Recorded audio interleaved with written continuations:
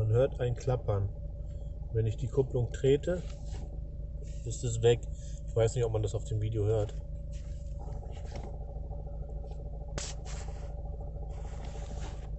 Weg. Da. Weg. Da. Das heißt, wenn ich die Kupplung trete, ist es weg. Ich mache jetzt mal die Motorhaube auf.